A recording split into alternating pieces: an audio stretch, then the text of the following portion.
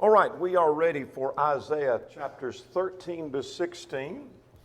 As already noted, your questions do not note that, but that's oversight on my part. So if you want to go ahead and write for your questions next week, that should be 17 through 20, I think is where that ends. If it doesn't, somebody can look that up on the website and correct me on that, but I believe that ends on chapter 20. That's 2 weeks from tonight. So if you want to know whatever the next lesson is, those of you who have a workbook, I believe that the next lesson is 17 to 20. Not you can correct me on that. Anyway, be that as it may, we're ready for 13 to 16 is where we are tonight. And this begins a new section. This is our outline. We're following. The first 39 chapters deal with judgment from God during the Syrian period. 40 through 66 deals with comfort from God, hope for troublesome times. We've just finished that first section, subsection, chapters 1 through 12, prophecy against Judah and Jerusalem. And last time we summarized and gave a three-point summary of that. We're ready now for this section called prophecy against the nations. And this carries us through chapter 23. So from 13 through 23 is the nations section. And nearly every prophet, there will be exceptions to that, but nearly every prophet, major prophets at least, will talk about the nations, and we call those the nations section, where he prophesies against Judah or Israel, as the case may be, the northern or southern kingdom, but there will be a section wherein he deals with the nations. And there's a purpose for that, and there's a benefit for doing that. And so if this is your first, which probably no one here, this would be the case, but if someone were reading and studying the prophets for the first time, that kind of is a surprise. You think, I thought he was a prophet to the southern kingdom, and all of a sudden he starts talking about the various nations, whether it be Babylon or Moab or Edom or Egypt or whoever it may be. So in the handout that I've given you, we raise the question, what's accomplished or learned in the nations section? Or what is learned from that? So what's the point? Now, some of you may have these notes somewhere in your Bible, but probably not at Isaiah 13. You have a partial list if you went through this with us before, but you may have this complete list at Jeremiah 46. If you want to turn over to Jeremiah 46 and see if you have these, then you may have them listed there, because we went through this entire list at Jeremiah 46 at some point. So here's what we learned from this. First of all, we learned that God is in control of the nations. And so if I don't learn anything else, when I read all of this section, I'm learning that God is in control of the nations. Every prophet makes this point, but Daniel perhaps drives it home more than anyone else, that God rules in the kingdoms of men. Daniel 4:25, Daniel 4:32. And so while all of the world looks like it's in chaos at the time of Isaiah, and the world may look like it's in chaos in the time of Christ, the world may look like it's in chaos during World War II, the world may look like it's in chaos at the time of Domitian, go back a little bit, or the world may look like it's in chaos in 2022. God is still on his throne and he's in control, Revelation chapter 4. And so when some mighty nation rises up in power and everybody gets all excited, we have to remember God's still on his throne and in control. And so Babylon is going to rise in power. At the time of this writing, that is the book of Isaiah, Assyria is the mighty power. But Syria is going to fall.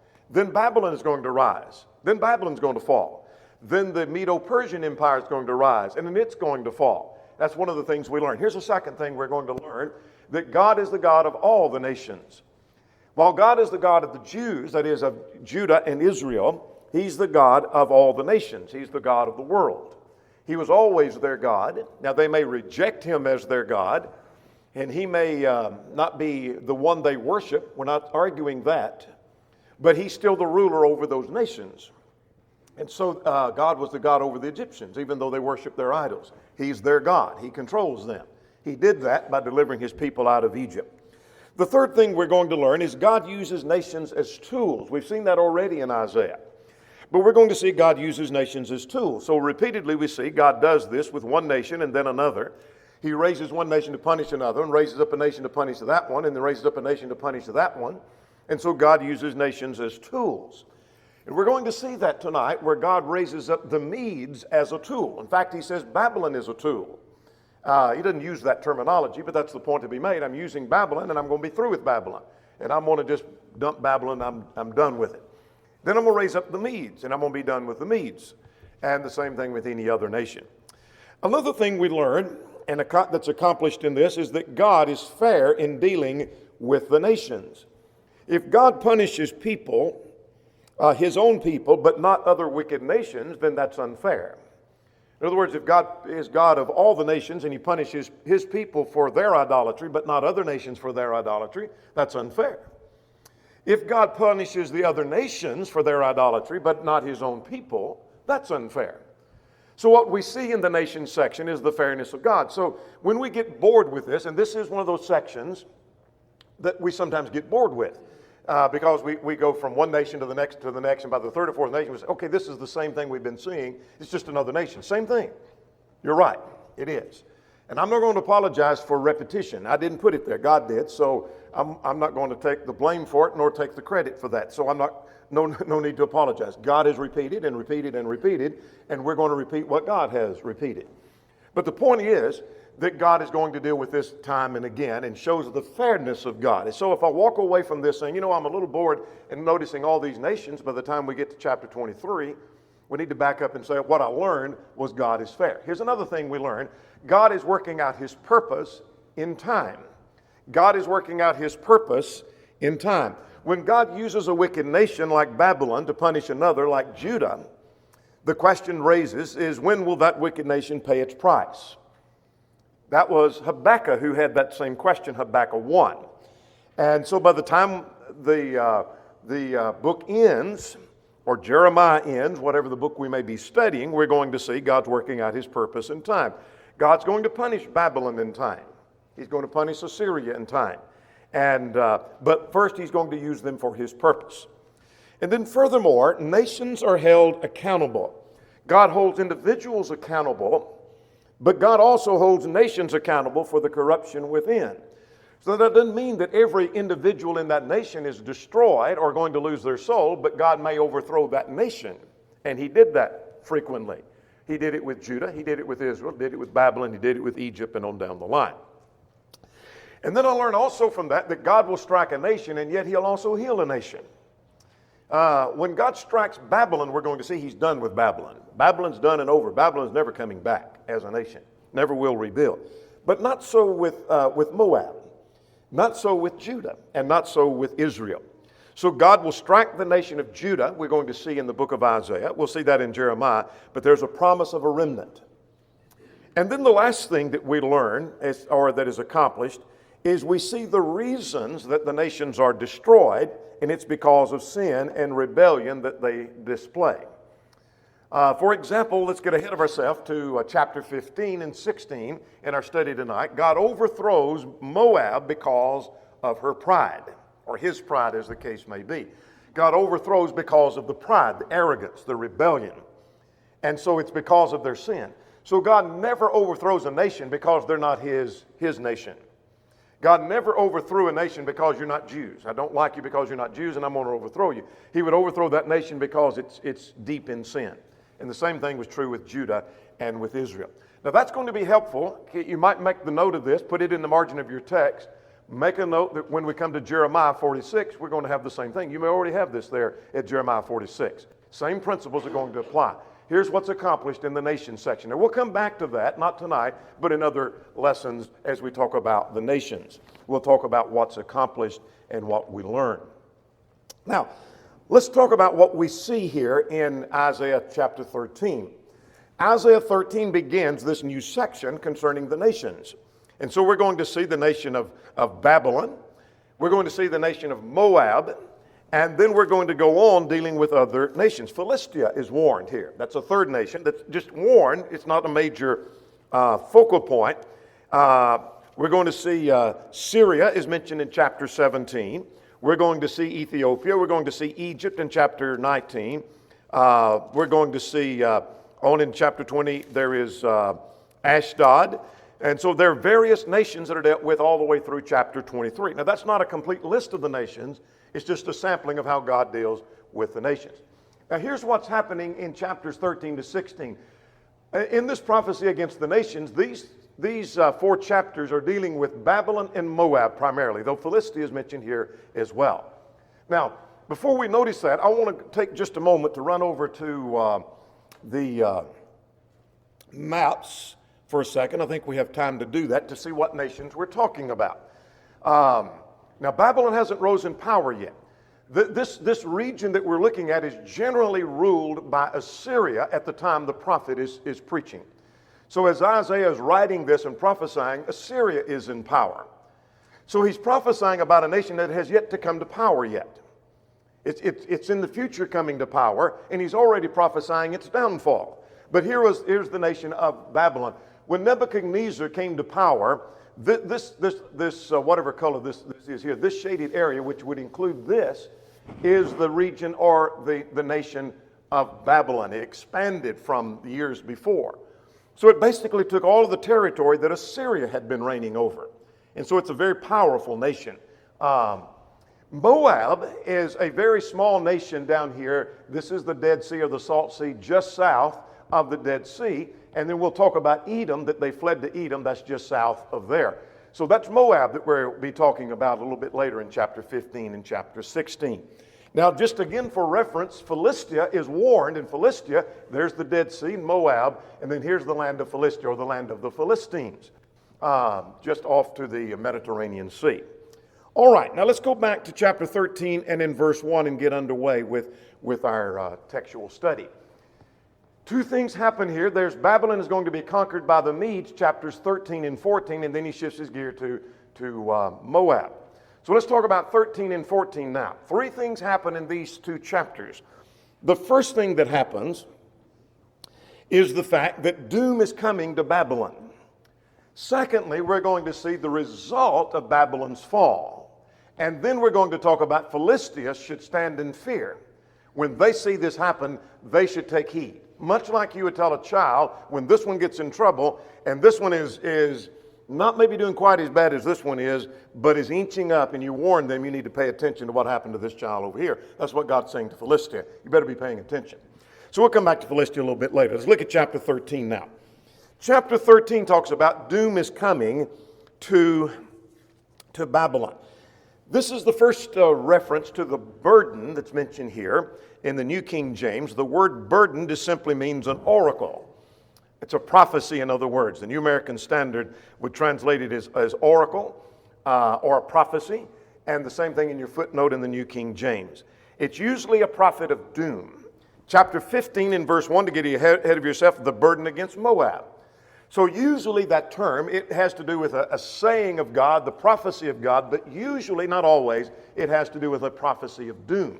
And these nations do receive a prophecy of doom. We'll see it in chapter 13, we see it in 14, 28, and 15, 1, and we see it in 17, and we'll see it in 19, and we see it in chapter 21. We'll call attention to that as we go along. But this is the burden against Babylon. Now, in the first 5 verses, the judgment is foretold. So notice that there seems to be 2 thoughts in verses 1 to 5 when he talks about the judgment being given against Babylon. And the first is, it seems that from the vantage point of a commander rallying his troops and calling them in to go to battle. The second picture is that of the noise of the troops coming in. So get the picture now. He said, lift up the banner on the high mountain, raise your voice to them, wave your hand, that they may enter the gates of the nobles. Here's again the commander calling for his troops. And I have commanded my sanctified ones. Now, let's stop and identify the sanctified ones. God's going to use someone.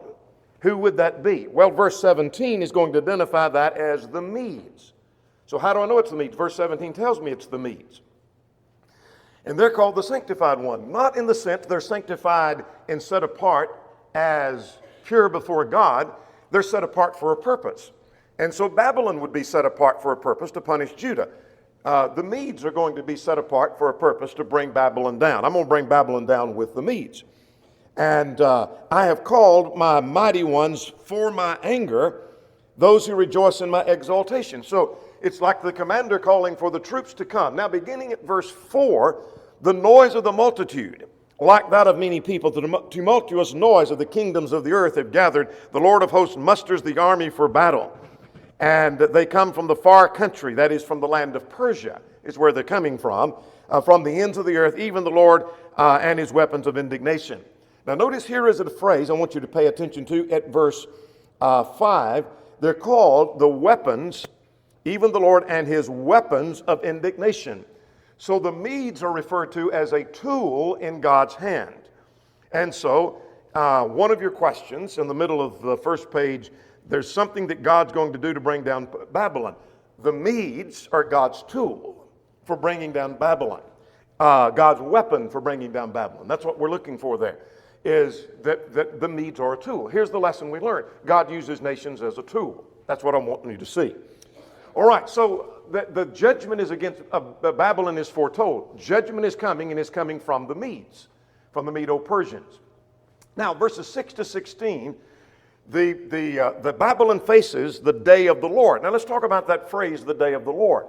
That expression is found in a number of passages in the Old Testament. We saw it in Isaiah 2 and in verse 12. If you've got the workbook, I'm not going to recite all these. This is in your workbook.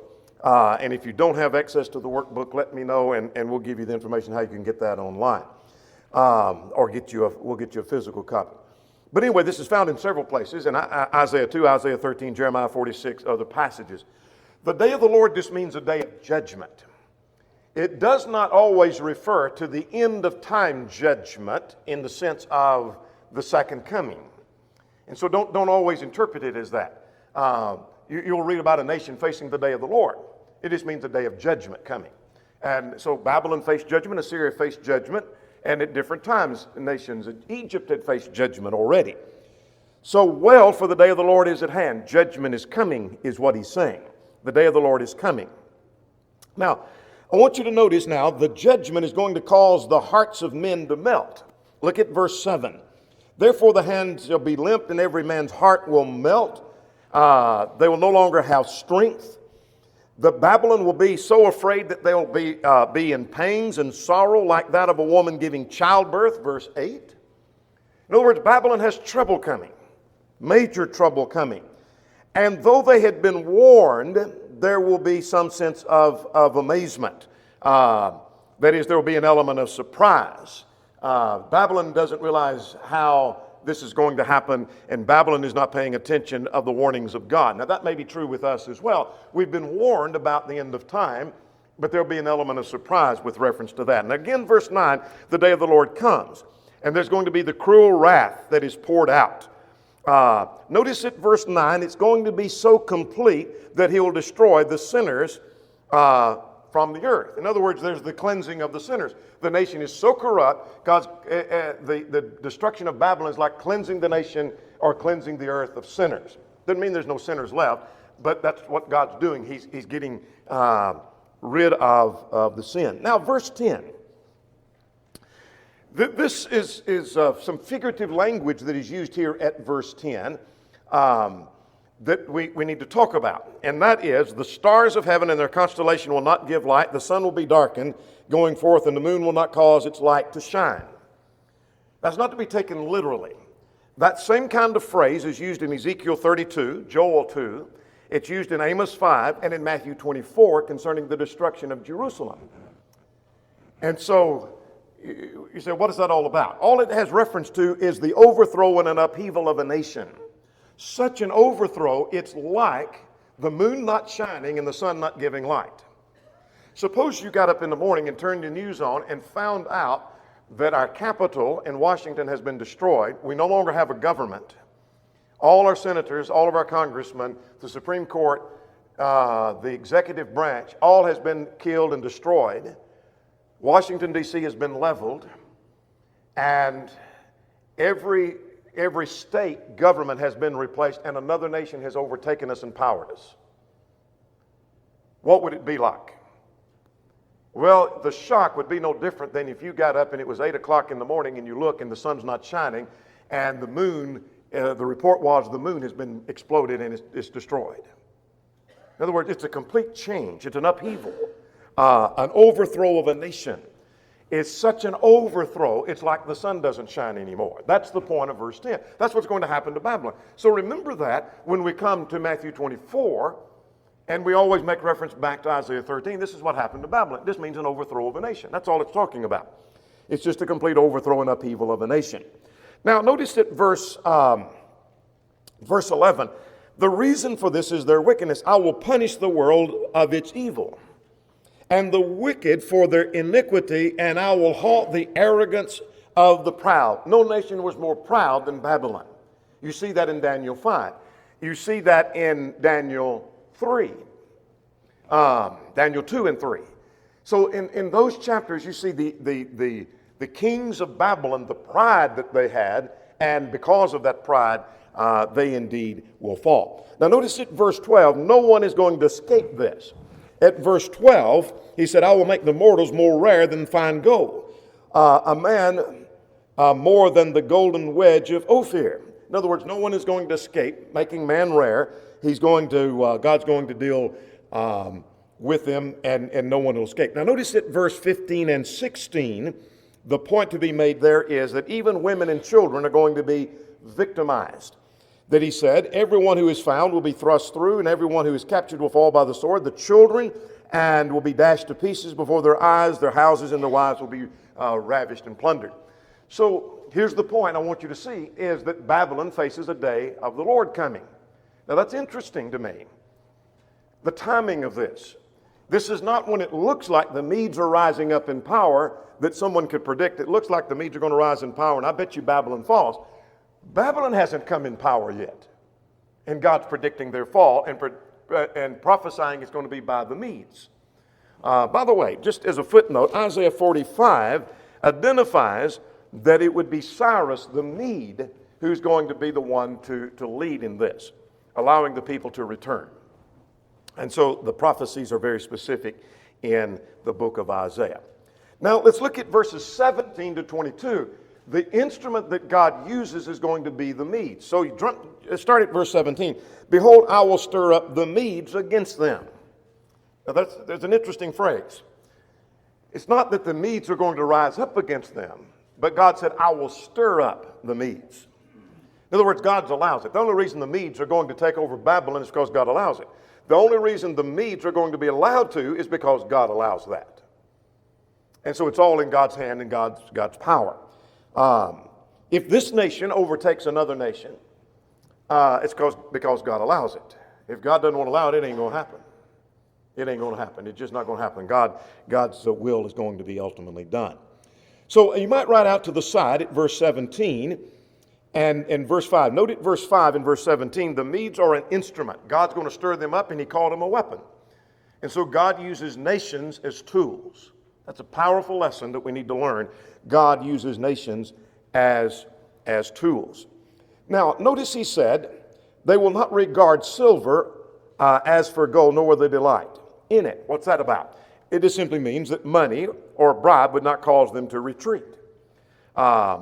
They have no regard for women or the young, according to verse 18.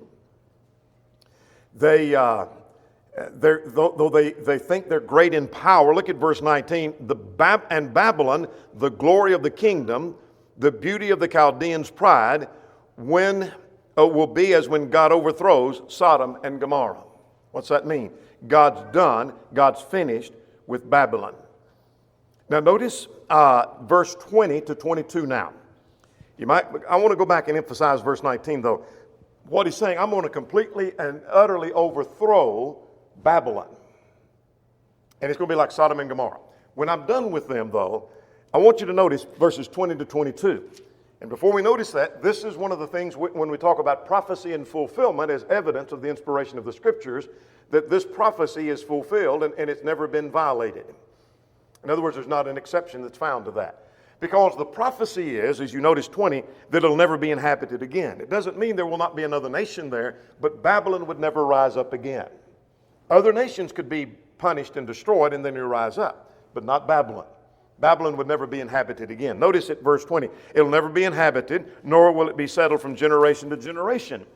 But the shepherds will put their sheep there. In other words, there's not going to be cities and commerce there. The jackals will be in their pleasant palaces, etc. In other words, there's going to be a place for animals, but it's not going to be a place for inhabiting of people. And so it's not going to rise as a nation again. So when God's done with Babylon. So what we've seen now is the doom of Babylon is coming. That's what we see in chapter 13. The judgment is foretold. The day of the Lord is coming for them, and God's got a tool in his hand, and that's the Medes. All right. Now let's move to chapter 14 now. In chapter 14, what I want you to notice is we'll spend most of the rest of our time with chapter 14, and then we're going to quickly notice 15 and 16 about Moab, because Babylon is such a major nation. We want to spend more time talking about Babylon. Now, what chapter 14 deals with are three results of the fall of Babylon. When Babylon falls, here's what that accomplishes, and you have a question about that. So let's see what those results are. The first one is the restoration of Israel, because Babylon took Israel into Israel this time is used with reference to Judah. Sometimes they're used interchangeably. So when the nation of Judah goes into captivity, they're going into Babylonian captivity. Assyrian captivity hasn't fully taken place yet for the northern kingdom. But Babylonian captivity is going to be for Judah, and they're going to be restored then. In other words, you might write out to the side of verses 1 and 2, and that is that there will be a remnant. There's going to be a remnant come back. So the Lord will have mercy. This is all because of the mercy of God. This takes place, by the way, in 536 BC under the leadership of Cyrus. So a couple of notes. Isaiah 45 says it would be under the leadership of Cyrus this would take place. Jeremiah, two references in Jeremiah 25:11 and 29:10 say that it would be after 70 years. So we know the date of that. But be that as it may, that God will still choose Israel. And verse 2, then the people will take them and bring them into their place in the house of Israel possessed. And notice they will take them captive, whose captives they were, and rule over their oppressors. In other words, they've turned into victors rather than refugees. They're no longer captives, but they're victors, is what they're going to be. It's just a prophecy concerning the remnant coming back. So when Babylon falls to the Medes let Israel go back to their land. That's the first thing that's going to be accomplished. So now let's start at verse 3 and go through 23, and this is a taunt song. And I thought I had a question about the taunt song, but maybe I didn't. But be that as it may, let's talk about the taunt song. This is a song after the release from captivity that Israel would sing. It's a dirge song, or it's a taunt song that ridicules the fallen king of Babylon. Not that they may have literally done this, but it's more suggesting how drastic the fall of Babylon is going to be and the victory it's going to be for the people of God. So here are 4 points to this. Here's the first. His power, verses 4 to 7, is going to be broken. Let's work through verses 4 through 7. You might underline at verse 4, they take up a proverb against the king of Babylon. Underline king of Babylon, I'll tell you why in a moment. And here's what they say. How the oppressor has ceased, and the golden city ceased, and the Lord has broken the staff of the wicked. And so he's ridiculed because his power now is broken. His staff is broken. His city is gone. The scepter of the rulers, he struck the people with wrath. He ruled the nations in anger. And he is persecuted and no one hinders. In other words, he had great power that just went on, and the whole earth is at rest and is quiet. They break forth into singing. So the earth is celebrating now because his power is gone. Well, if you could imagine the days of Hitler when it looked like he was ruling over the whole earth, or Domitian, or Nero for that matter. Looked like he was ruling over the whole earth. When his power is broken, the taunt song that must have been sung. So that's the first point of the song, is his power is broken. Now verses 8 to 11, the world rejoices at his fall. Why do they rejoice at his fall? Not because they like the downfall of another person, but it's because of the evilness in which with which he had reigned. So now notice indeed the cypress trees, it's rejoice over you. It's not literally, cypress trees don't rejoice, but it's even the trees of Lebanon delight in his fall. Notice that Sheol, verse 9, hell, your translation may say, that's the realm of the departed spirits, celebrates his coming to them. So as it's like Sheol is crying out and welcoming the king of Babylon to come to them and celebrates his coming. And because they're saying, look at verse 10, they all speak and say to you, have you also become weak as we? Here's the almighty, powerful king. I don't think he's talking about one king, but any king that reigned in Babylon, that he thinks he's all powerful and he reigns with great power. And those in Sheol saying, hey, you're just as weak as we are. You've been killed and you're dead and Babylon's fallen and you're no better than we are. Anybody here in Sheol? And so he's taunted for that. And that gets us down now through verse 11. Your pomp is brought down to Sheol, verse 11 said, and maggots spread under you and worms cover you. Now let's talk about the third section of the taunt song. He is humiliated and he's brought low. Beginning at verse 12, and that carries us through verse 20. Now here's why you needed to underline it, verse 4, King of Babylon. How are you fallen from heaven, O Lucifer? Many have thought, as they talk about Satan, many, and I'll put in quotation, students of the Bible, I'm not sure how good of students that they would be, but think this as a reference to Satan. And so they talk about Lucifer, the fallen angel. I think Satan is a fallen angel, but they say Lucifer is a reference to Satan. If so, it's going to have to be another passage. And I don't know where that passage would be. Because this has reference, according to verse 4, the king of Babylon. It says to have reference to Satan here makes no sense. It doesn't flow in the content. So you might draw a line, you might underline Lucifer at verse 12 and draw a line over to verse 4. So when somebody asks you about that or raises that another time, it's talking about the king of Babylon, verse 4. So it's referencing king of Babylon. It simply means day star or shining one. In other words, he's a star that's fallen. Now the reference to if it, and the reason that people think it has reference to Satan is because he, I think, is a fallen angel. That's the only explanation that makes any sense for Satan. But nonetheless, whatever's true about that, if he is a fallen angel, this is some kind of fallen star. But all it has reference to is that the king of Babylon was like a star in heaven that's fallen. It's gone. That's all he's saying. So, O Lucifer, son of the morning, you're cut down to the ground, and you have weakened the nations, and you have said in your heart, I will ascend. Now notice at 13 and 14, he pictures himself as being a god, as the stars of the God, that I will be like, at the end of verse 14, like the Most High. You'll be brought down to Sheol. In other words, he's humiliated and he's brought low. He's a fallen star. He's brought low, and he's not near what he thought he was.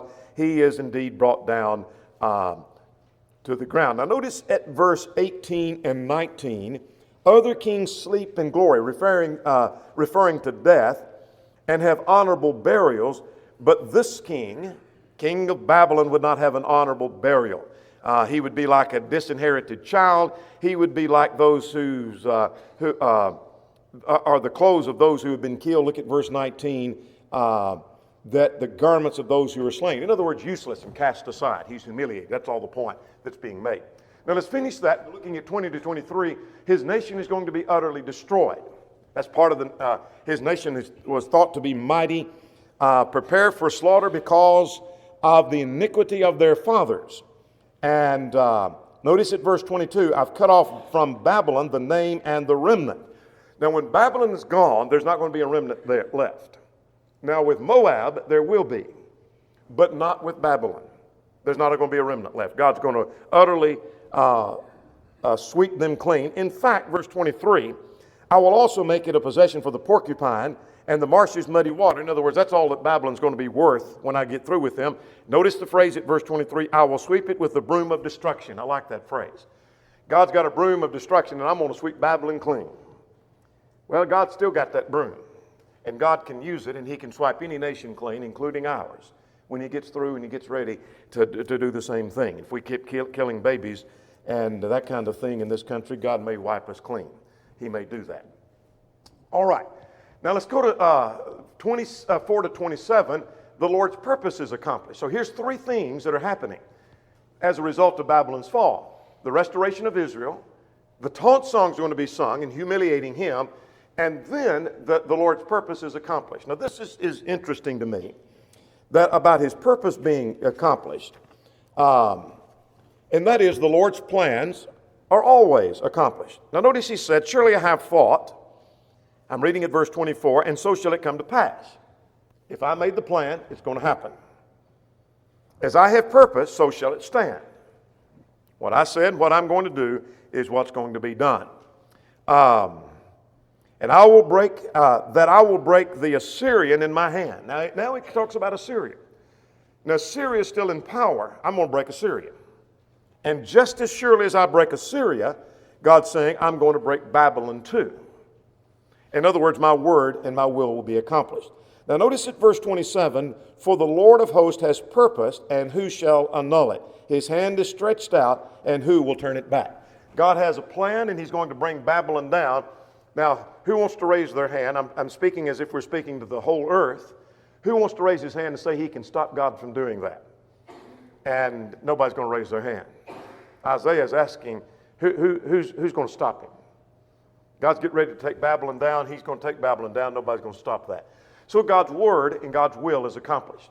Now let's talk about Philistia should fear to finish this chapter, and then we'll spend our last few minutes talking about Moab. Notice at Philistia, this is in the year that King Ahaz died. If you want to put a marginal note, that's 715 BC. So what's happening here? Well, Philistia shouldn't get so excited thinking that their oppressor is going to be broken because there's another one coming. Now, if you want to refer to the workbook, I have a long paragraph quoted from Haley, where he talks about the possible interpretations that there is a rod that's attacking Philistia, and when the rod is gone, a viper is going to attack, and then also there's a flying serpent. Who does that refer to? The answer is, I don't know. Nor does Haley know, nor does anyone else know for sure. Haley's suggestion, I think his idea makes more sense. The rod probably is Assyria.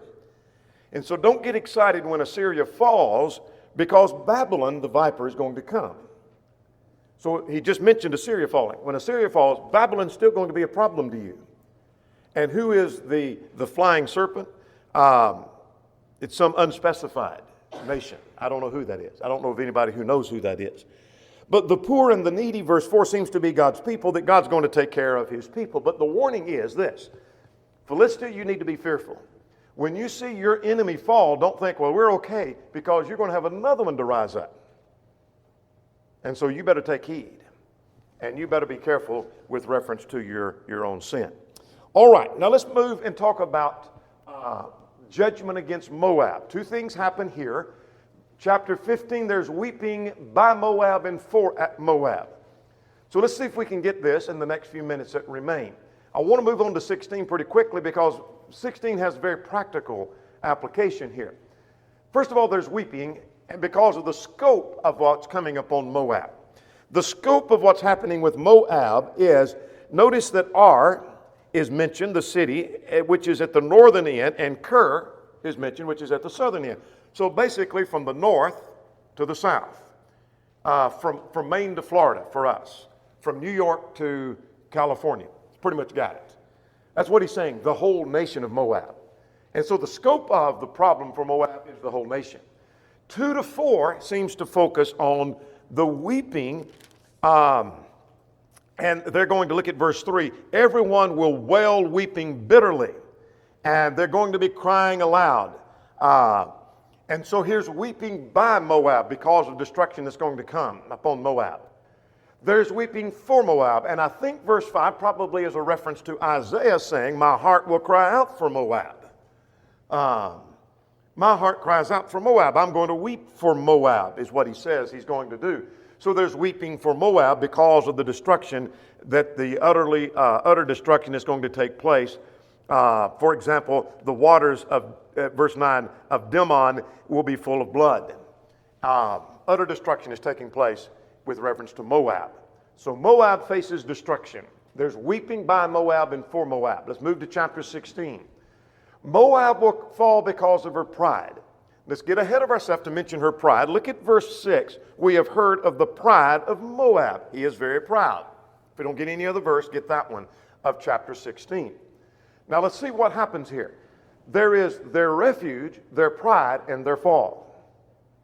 Now, I've got footnoted in the workbook an alternate outline to that Haley gives. I like this one better, but that Haley gives an outline that makes some good sense. 3 points of chapter 16. Let's talk about Moab, their refuge. Verse 1 says that when destruction comes, they head out to Selah, which is in Edom, south of them. So they go seeking help from Edom, but Edom's not going to be any help to them. See, that didn't work. When God's ready to bring down a nation, to go seek help from another nation isn't going to help. It doesn't help with Babylon, doesn't help with Egypt, doesn't help with any nation. Now they're wandering about aimlessly looking for refuge. Look at verse 2, that they're wandering bird thrown out of the nest. It's like throwing a bird out of the nest and flutters around, doesn't know where to land. Doesn't know where the nest is, doesn't come back to the nest and just fluttering around, don't know where to go. You don't know where to go for help. So what God tells them through the prophet is to, notice beginning at verse 1, and then let's go back to verse 1, send a lamb to the ruler of the land. Send a lamb to Judah. Well, that may have reference to a passage over in 2 Kings that talks about in 2 Kings chapter 3, verses 4 to 8. I'll let you chase that reference down on your own. But what you need to do is seek refuge in Judah. Now then, there's a question about 3 to 5. Is this God, through the prophet, telling them to go seek refuge? I think so. Or is it them saying themselves they need to seek refuge? I think it's the prophet. Take counsel and execute judgment, make shadow like the night, hide the outcast, let my outcast dwell with you in Moab. In other words, go seek refuge where I told you to go seek refuge, in Judah. So they had, Haley calls that their hope. They had hope. They went to the wrong place for their hope, but they went to Edom instead of going to Judah. God said, you go to Judah and you will have refuge. So God told them to go seek refuge in Judah. Take a lamb to the land, that is to Judah. But they were stubborn. That's the idea of their pride. So notice at verse 6, we've heard of the pride of Moab. He's very proud in his haughtiness and in his proud and in his wrath, but his lies shall not be so. Because of pride, Moab refused to listen to the very thing that could have spared them. You're going to see a parallel to that. So beginning at verse 7 through the end of the chapter has to do with their fall. They fall because of it. Therefore Moab shall wail for Moab. Everyone shall wail. Notice verse 9. For the battle cries have fallen, I'm at the end of verse 9, over your summer fruits and over your harvest. And so instead of the rejoicing, it's now turned, notice he said the gladness, verse 10, is taken away and the joy of the plenty of fulfilled. When you ought to have been celebrating the harvest, what's happening now is there is the downfall of the nation. Now let's get ahead to verse 13 and 14. Verses 13 and 14 to wind this up. But this is the word of the Lord that has spoken. But now the Lord has spoken within 3 years, the years of a hired man, the glory of Moab will be despised with all the great multitude, and a remnant and a very small will be very small and feeble. There's going to be a remnant. There's 2 or 3 things I want you to notice. There's going to be a remnant, number 1. Number 2, it's going to happen within 3 years. Which one of the invasions of Moab is he talking about? I don't know. I don't know for sure. But Henry Halley, not Homer Haley, but Henry Halley mentions in his handbook, several of you have that Tiglath-Pileser attacked it in 734, Sargon in 713, and Sennacherib in 701. Which of those 3, or perhaps even another, is he Isaiah alluding to? I don't know. But within 3 years, there's going to be an attack, and they're going to crumble and they're going to fall. But there will be a remnant, unlike Babylon. Now, here's the parallel I want you to see. They sought help in the wrong place. They could have gone for refuge, but they were too full of pride to seek that, and so they fell.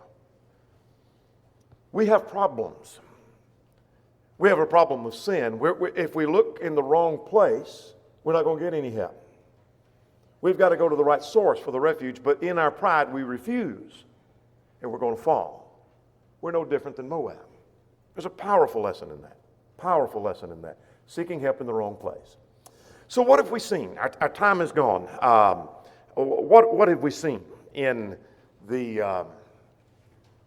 chapters? What we've seen is the prophecy against Babylon. This is starting the nation section. The prophecy against Babylon. And then we see the prophecy against Moab. God's going to bring the nations down. Powerful lessons to be learned about how God rules in the nations of men. We'll stop there and we'll pick up with the nations. Next week we'll be in our meeting. In 2 weeks from tonight we'll pick up with chapter 17.